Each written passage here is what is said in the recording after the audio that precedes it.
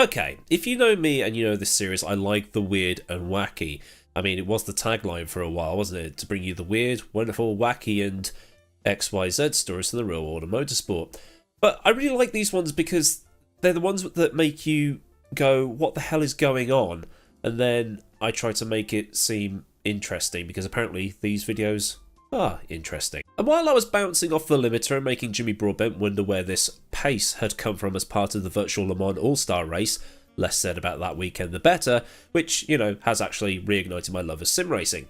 And during that race, a comment in chat appeared from Dan McGowan, someone I know from the Potato Nation stuff I do from time to time.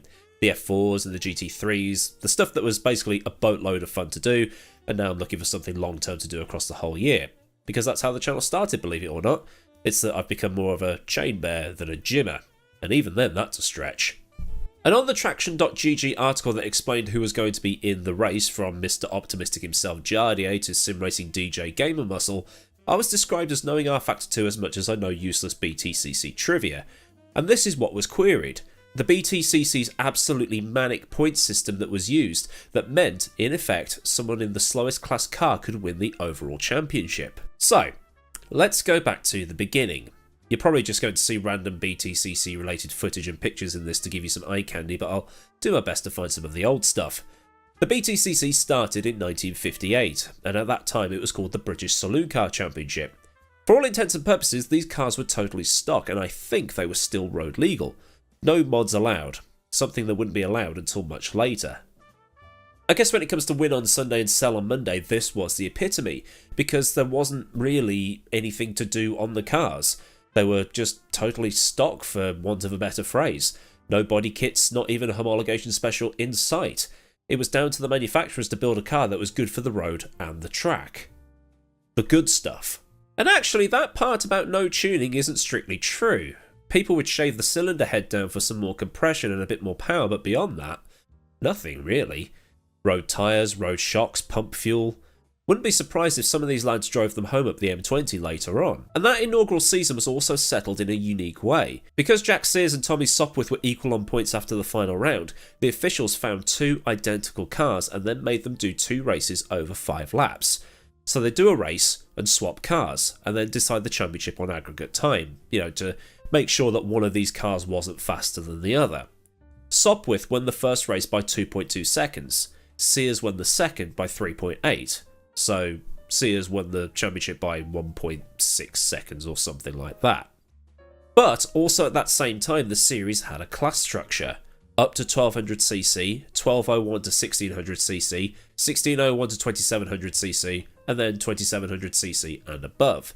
Meaning you'd get a lot of different car shapes on the grid, which is what you want, right?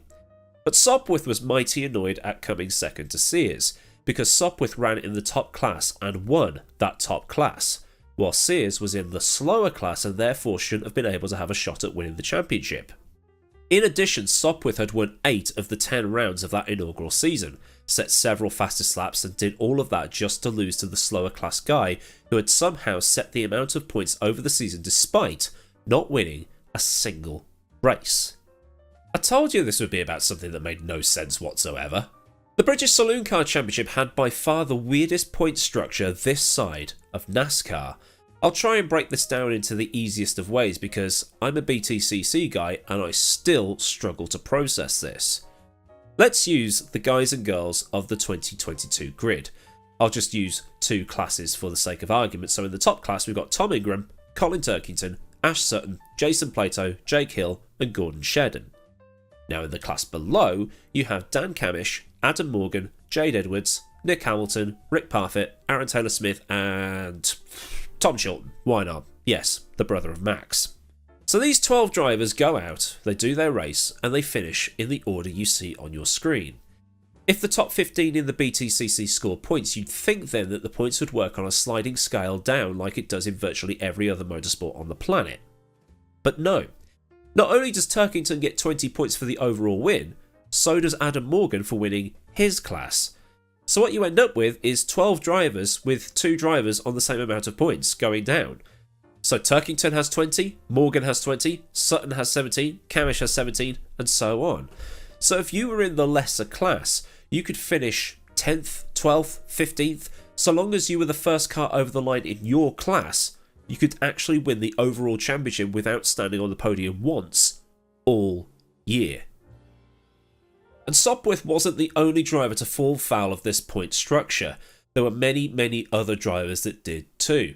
It was actually more beneficial to enter the BTCC in a lesser class than enter in the fastest class because you actually had more chance of winning the title outright. In the whole time this point structure was in place, only 5 drivers won the actual championship outright in the top class. 4 of those were Andy Rouse. I couldn't figure out who the other one was. By the time the late 1980s rolled around, there were many classes of car on the grid, and the point system that was already convoluted and confusing became even more convoluted and confusing, especially as the BTCC, as it was now known, was starting to get more television time on BBC Grandstand.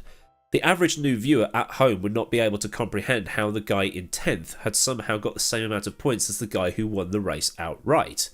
Plus, at the same time, the BTCC was looking at implementing new technical regulations that would make it into the series that people actually wanted. In 1990, FIA Class 2 arrived in Britain, and the BTCC ran the multi-class system for the final time, as the old class cars were there just to give people time to get the money together for these new Class 2 cars, which the world knows more commonly as Super Touring, a 2-litre engine series that had a lot of interest from the manufacturers. When Super Touring became the one category in 1991, the BTCC changed its point structure to something more television and new fan-friendly.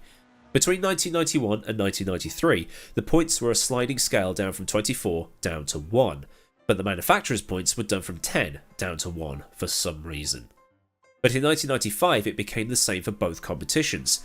Anybody competing in the Independence Championship now scored where they finished, so if you're someone like Matt Neal, if he finished 8th, he'd score the points for 8th, which is the same structure in place even today.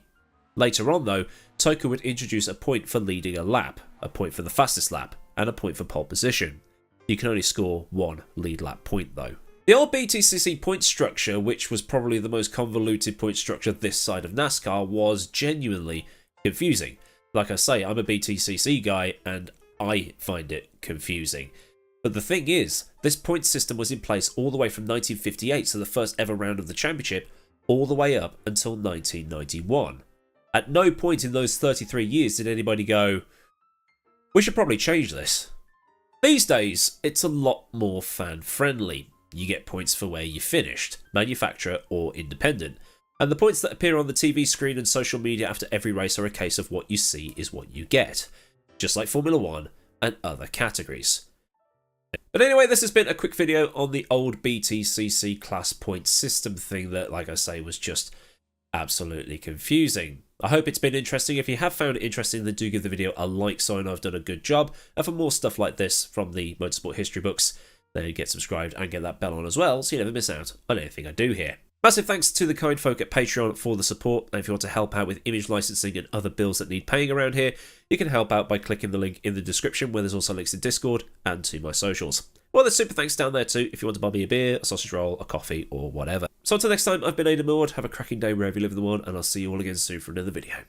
Goodbye.